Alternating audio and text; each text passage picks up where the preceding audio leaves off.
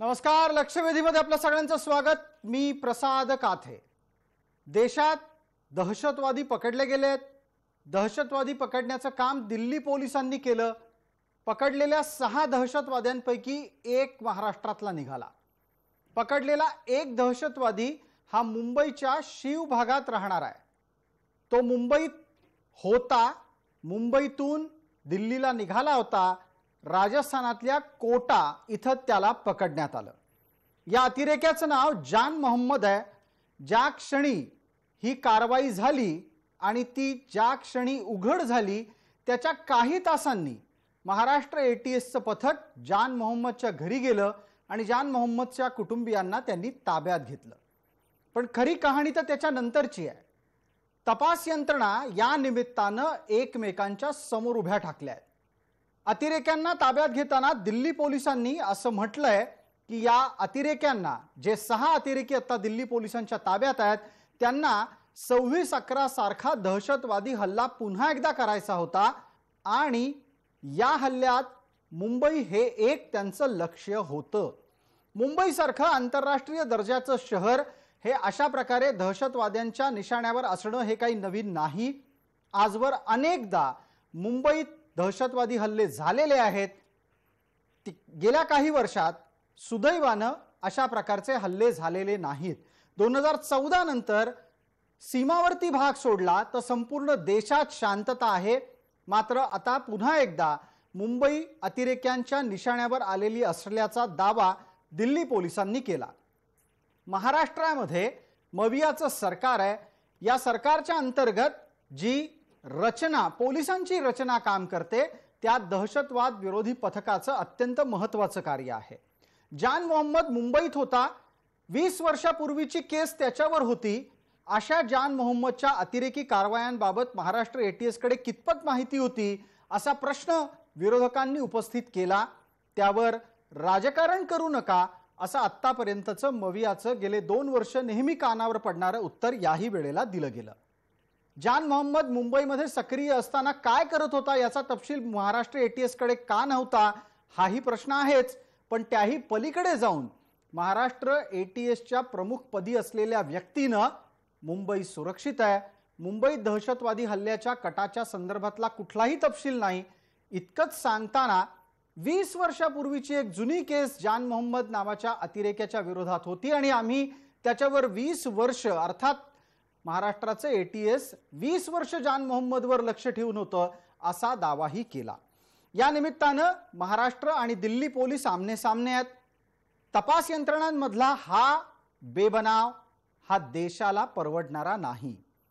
अशा प्रकारे आपल्या राज्यातल्या एखाद्या नागरिकाला दिल्ली पोलिसांनी राज्याबाहेर अटक केल्याच्या नंतर त्याच्यामुळे सरकारची अप्रतिष्ठा होते असं समजून संपूर्ण प्रक्रियेलाच विरोध केला जाण्याची ही बहुतेक देशातली पहिली घटना आहे. असं आत्तापर्यंत कधी महाराष्ट्रानं केलं नव्हतं. मग आता महाराष्ट्राची तपास यंत्रणा असं का करतेय हा प्रश्न अत्यंत स्वाभाविक आहे. कारण या तपास यंत्रणांचे नेते राजकीय आहेत हे विसरून चालणार नाही. जसा हा प्रश्न महाराष्ट्राला लागू आहे तसाच तो दिल्लीलाही लागू आहे. पण या निमित्तानं महाराष्ट्रानं आपला सूर ज्या पद्धतीनं लावलाय त्यामुळे लक्षवेधीचं आजचं शीर्षक मवियाचा दिल्ली पोलिसांच्या तपासाला विरोध आहे का.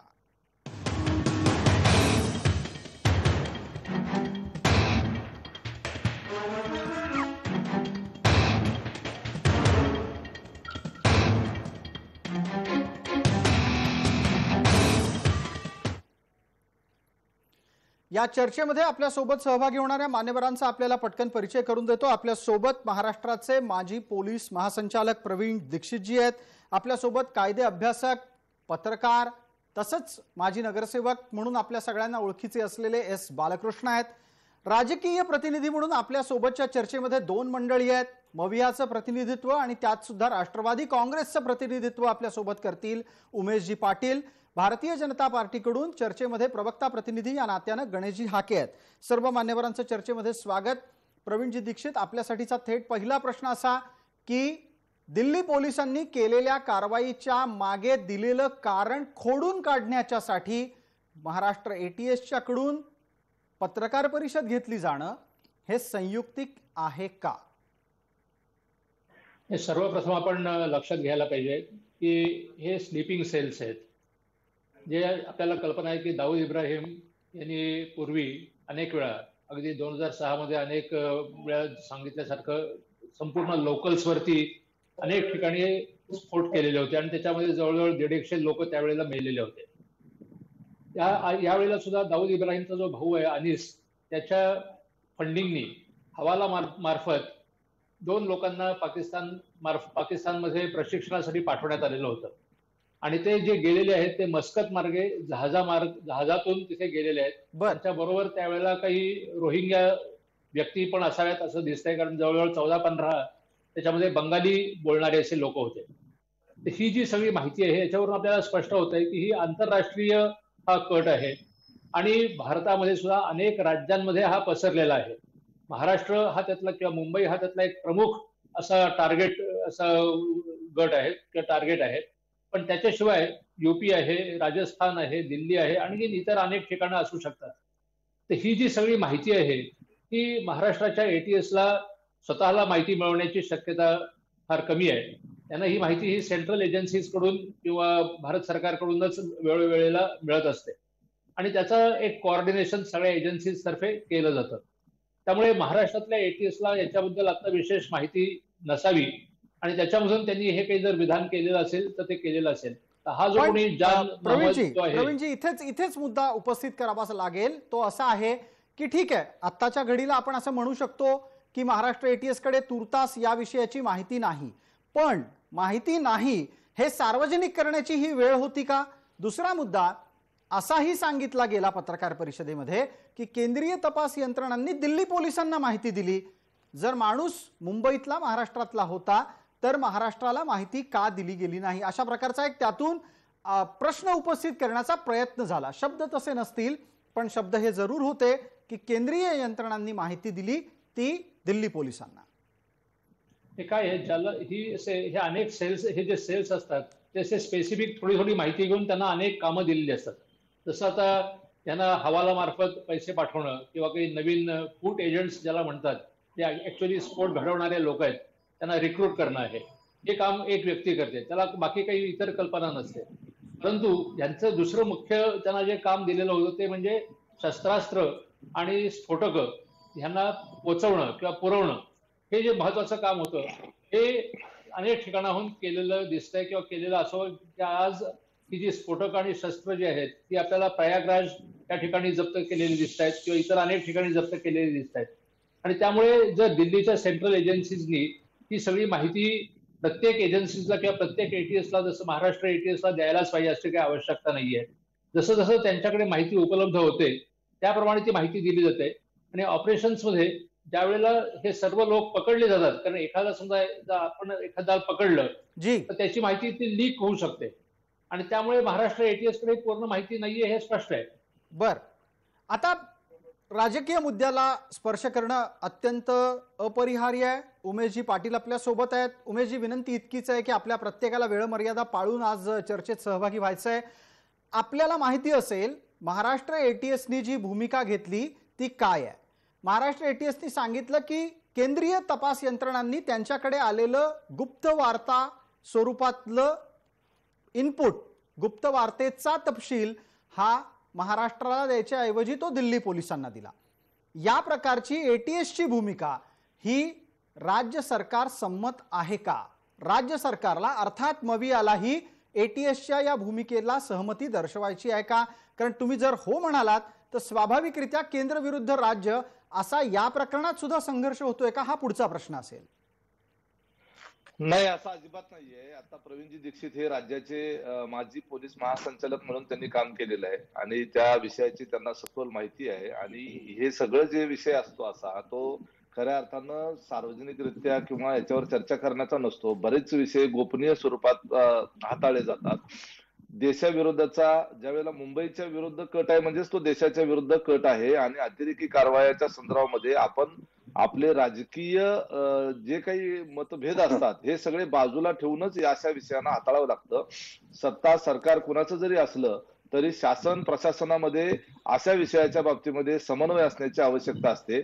मग त्याच्यामध्ये दिल्ली पोलिसांना जर काही इनपुट मिळाले असतील किंवा देशाच्या पातळीवर या संदर्भामध्ये आंतरराष्ट्रीय कटाच्या विषयानं काम करणाऱ्या ज्या कुठल्या एजन्सीज असतील, बरं. ज्यांना जी जबाबदारी रॉ सारखी एजन्सी असेल, त्यांच्याकडे जी काही जबाबदारी असेल त्यातून त्यांना जर काही माहिती मिळाली असेल आणि त्यांना असं वाटलं असेल की जसं आता प्रवीण दीक्षित म्हणाले की ही माहिती लीक झाल्यानंतर त्याचा काहीतरी दुष्परिणाम होऊ शकतो किंवा त्याच्यातून काही वेगळ्या परिणाम होऊ शकतात असं त्यांना वाटलं असेल, बरं. म्हणून कदाचित त्यांनी ती माहिती दिली नसेल. आता महाराष्ट्राच्या एटीएस प्रमुखांनी जी काही प्रेस कॉन्फरन्स घेतली त्याच्यामध्ये अजून तरी त्याच्या संदर्भामध्ये आपल्याला पूर्णपणे खुलासा झालेला नाहीये की त्यांना काही असं सुचवायचं नाहीये की आम्हाला का माहिती दिली नाही, आम्हाला माहिती दिली असती तर आम्ही ती कारवाई केली असती, असं त्यांचा म्हणण्याचा अर्थ नाहीये. बर, आत्ताच्या घडीला उमेशजी आपण सगळा तपशील दिलात. आपल्याकडे महाराष्ट्राच्या एटीएस प्रमुखांच्या काही महत्वाच्या वक्तव्यांच्या क्लिपिंग्स आहेत, त्या आपण पाहणार आहोत.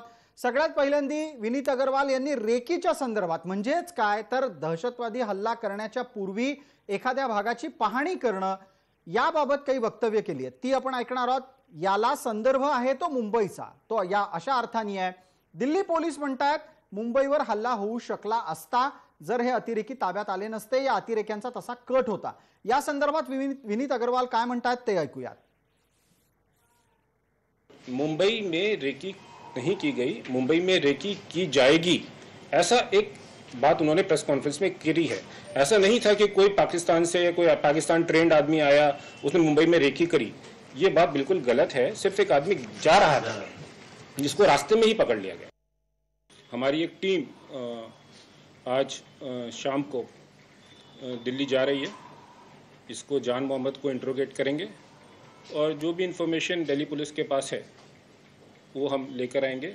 हमारे पास जो इन्फॉर्मेशन है वो हम दिल्ली पुलिस को देंगे और देखते हैं फिर ये केस आगे कैसे बढ़ते हैं. आता या चर्चेमधलं एक अत्यंत महत्त्वाचं वळण त्या निमित्तानं एस बालकृष्ण यांना बोलतं करूयात. एस बालकृष्ण जी, आपका स्वागत है. मी आपल्याला मराठीत प्रश्न विचारेन, आपण प्रयत्न करावात की आपण मराठीत अधिकाधिक बोलाल.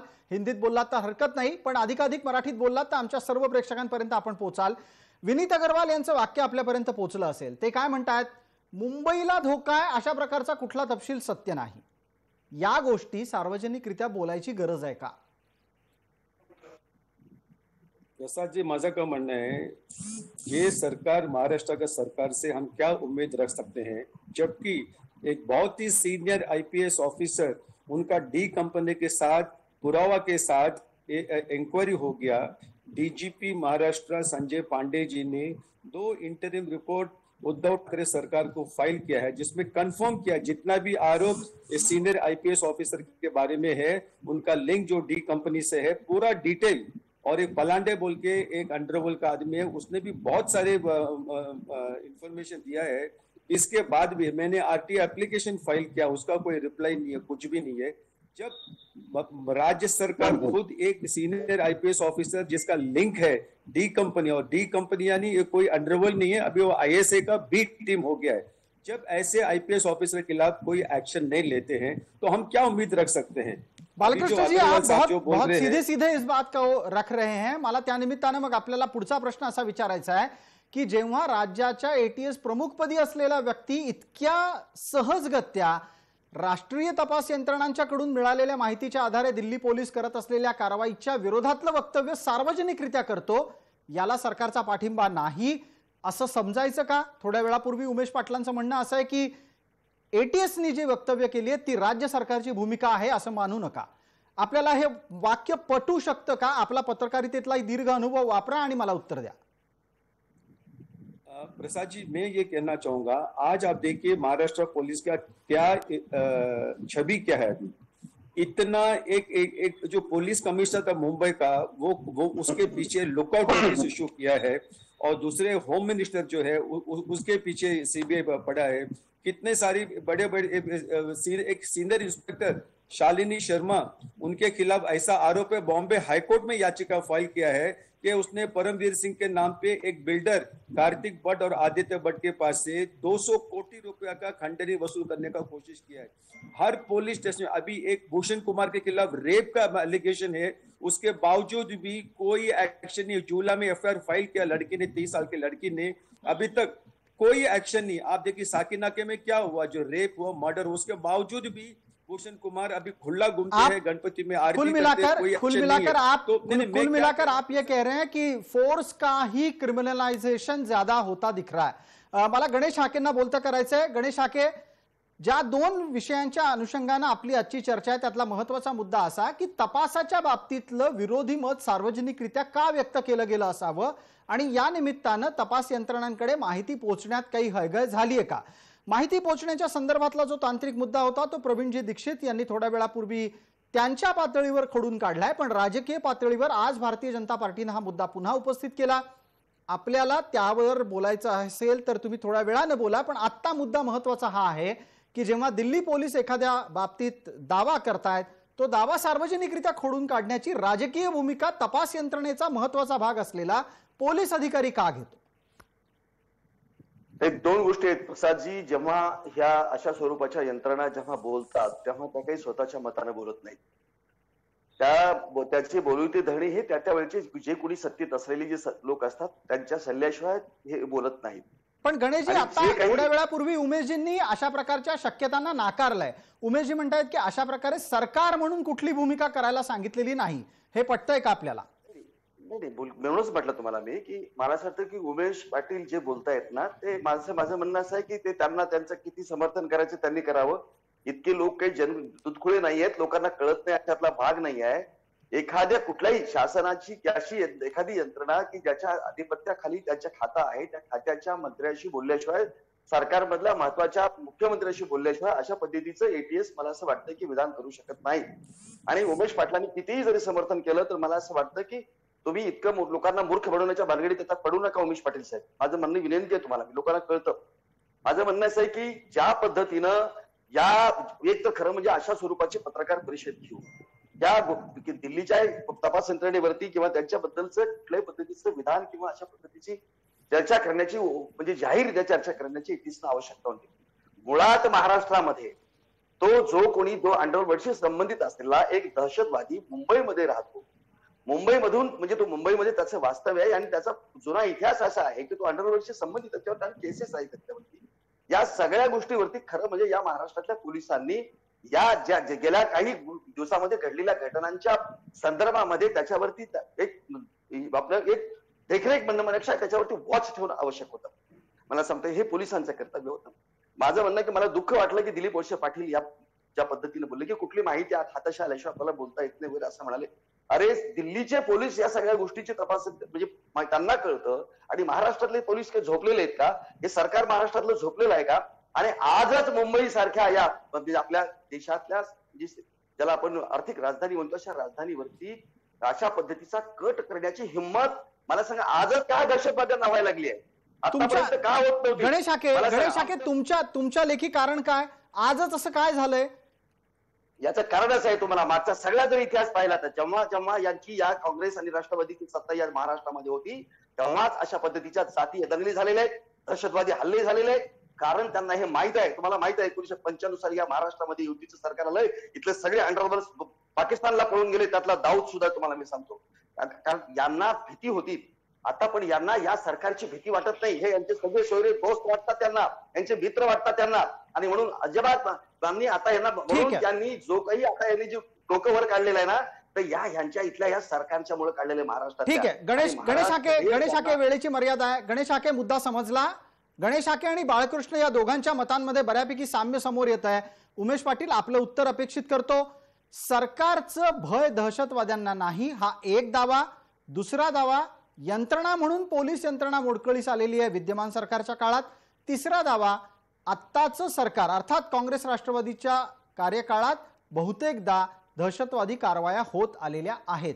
तीन दावे, तीनही उत्तर 1 मिनिटाचा पूर्ण वेळ आहे। उमेशजी, गणेश हाके जे काही बडबड करतायत ना ते तर्कसंगत नाहीये आणि असं कुठलंही सरकार म्हणजे सरकार बदललं म्हणून दहशतवाद्यांच्या कारवाया बदलतात अशातला भाग समजायचं कारण नाहीये। दहशतवादी कारवाया ह्या देशाच्या विरोधात असतात, त्या कुठल्या अमुक सरकार आहे म्हणून आहे असं नसतं। ते दहशतवाद हा काय फक्त भारतातच आहे अशातला भाग नाहीये। दहशतवाद हा संपूर्ण जगामध्ये पसरलेला आहे हाके साहेब। आणि जे पाकिस्तान स्वतः दहशतवादी इकडे पाठवतं ते स्वतः एका दहशतवादी हल्ल्यांमध्ये ग्रस्त असलेला आहे. अफगाणिस्तानमध्ये काय चाललेलं आहे आपण पाहतोय. ते सुद्धा एक इस्लामिक राष्ट्र आहे. त्या ठिकाणी सुद्धा दहशतवादी आहेत. तुम्ही अशा पद्धतीनं याला कम्युनल रंग देण्याचा प्रयत्न करू नका. तुमच्या म्हणण्याचा अर्थ आम्हाला समजतोय, परंतु या राज्याचे आताचे गृहमंत्री असलेले दिलीपराव वळसे पाटील हे सिनियर मोस्ट मंत्री राहिलेले आहेत. त्यांनी नका कौतुक करू.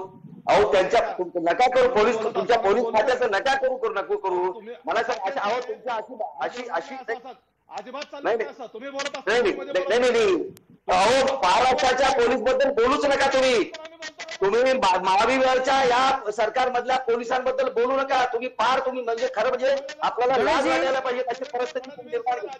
महाराष्ट्राची मान शर्मेने खाली गेलेले, महाराष्ट्राची शर्मेने खाली गेलेले असे तुमचं पोलीस खातं सध्या तुमचं काम करत आहे.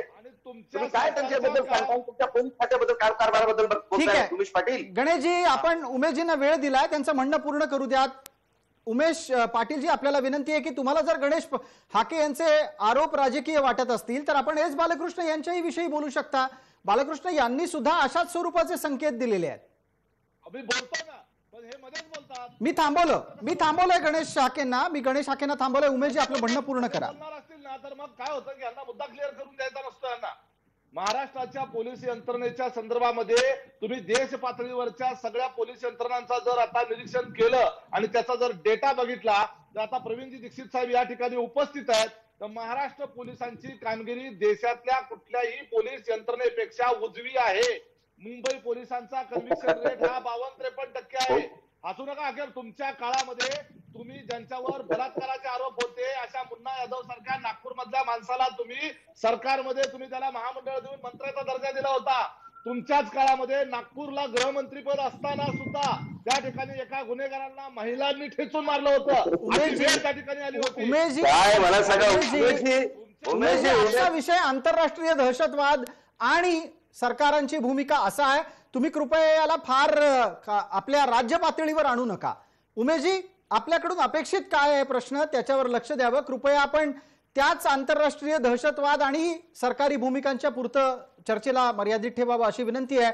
थोड्या वेळापूर्वी बालकृष्ण यांनी काय सांगितलं तर क्रिमिनलायझेशन ऑफ पोलीस फोर्स, पोलीस यंत्रणेचं गुन्हेगारीकरण वाढलंय विद्यमान सरकारच्या काळात. त्यामुळे या सरकारच्या अंतर्गत असलेल्या पोलीस यंत्रणेकडून फारसं अपेक्षित काही केलं जात नाही. या आरोपावर आपलं उत्तर अपेक्षित करतो उमेशजी. लुकआउटची नोटीस पाठवावी लागते. मुंबई सारखा मुंबईच्या कमिशनरला मला सांगतो त्याच्यावरती भ्रष्टाचाराचे वाजेसारखा माणूस पाळला जातो. गणेशजी, हस्तक्षेप असतात. ठीक आहे गणेशजी, उमेशजींना उत्तर पूर्ण करू द्यात. बोला उमेशजी, बोला. माझं म्हणणं आहे बघा, उमेशजी बोला. माझं म्हणणं नाही, आपण ज्या विषयावरती बोलतो ही वस्तुस्थिती आहे कबूल करा साहेब तुम्ही.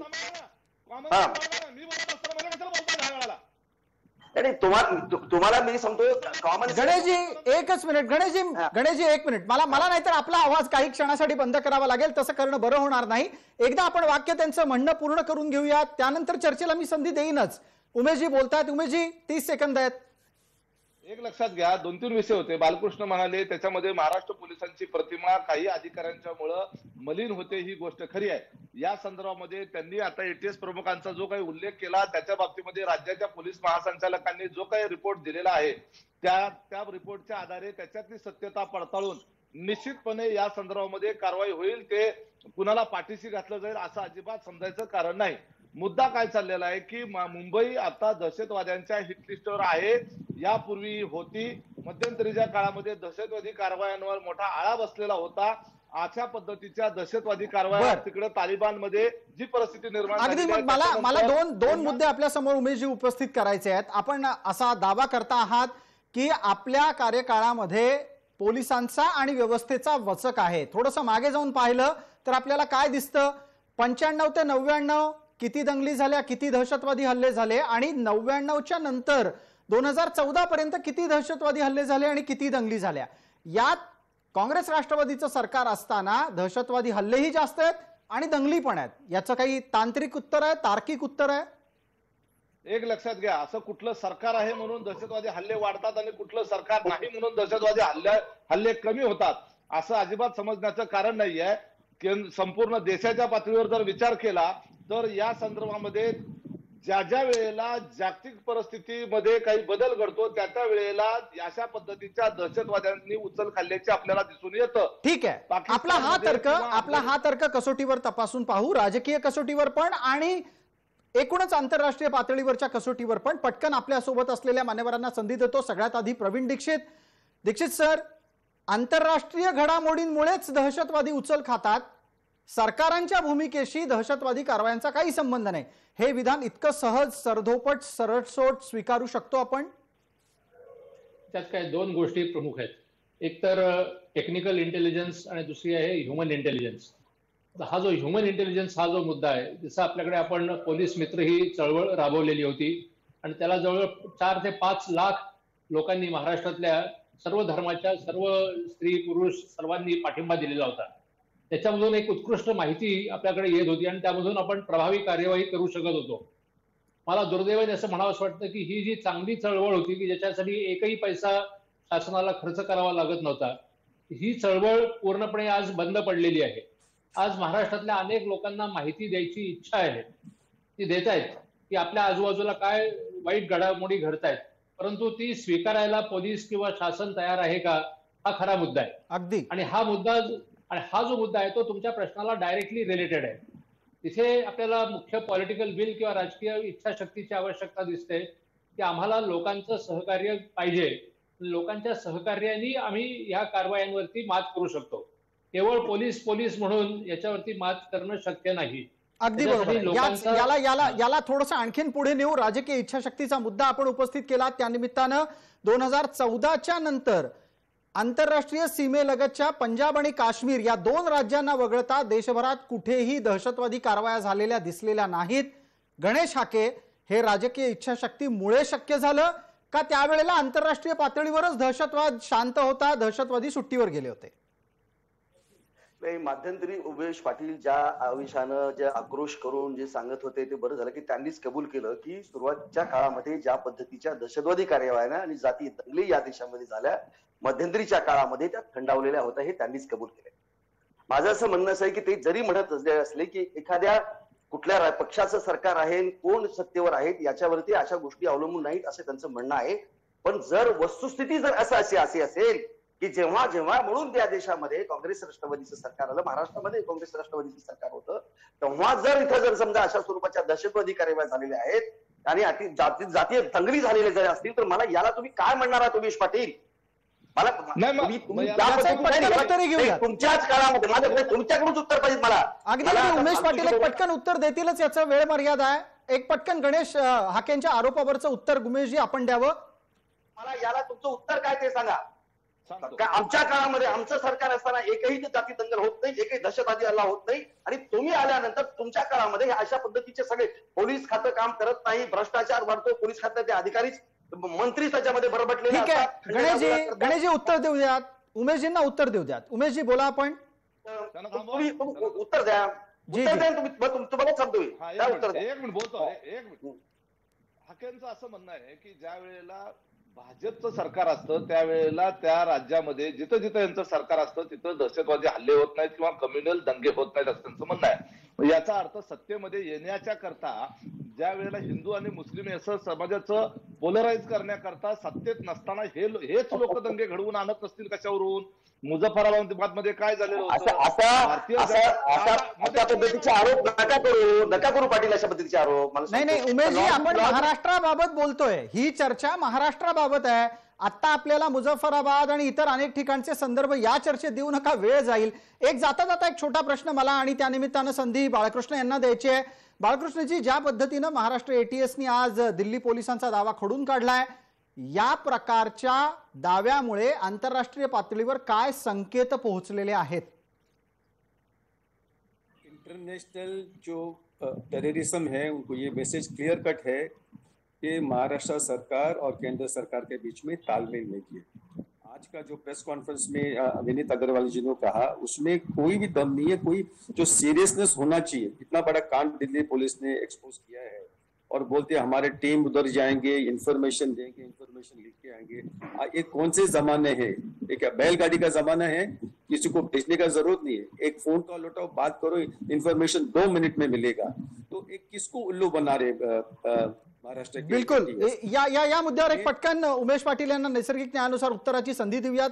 उमेशजी, आपल्याला लक्षात आलं असेल ज्या वेळेला दिल्ली पोलिसांनी पत्रकार परिषद केली त्याच्या काही तासांनी महाराष्ट्र ATSचं पथक जान मोहम्मदच्या घरी पोहोचलं. कुटुंबियांना त्यांनी ताब्यात घेतलंय.